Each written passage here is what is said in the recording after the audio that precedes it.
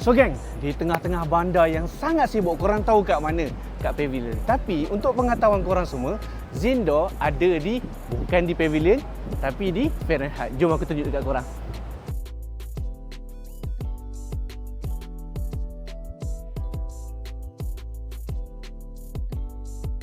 So korang nampak? Ni dia punya main entrance dia.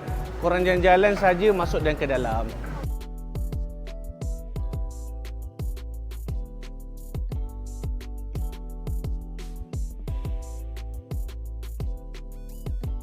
So, sebelum tu geng, saya nak beritahu korang semua.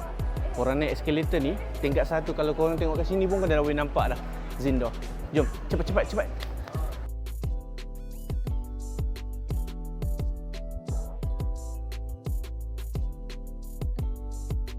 So, kalau dekat sini korang tengok Saloma, maksudnya korang dah dekat dah dengan kios Zindor dekat Fahrenheit.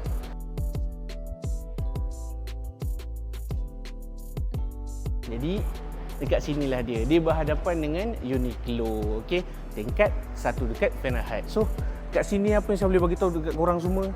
Black Edition, botol kecil, botol besar, air freshener, shower gel, gift set, semua ada kat sini. Jadi korang jangan lupa datang, okey?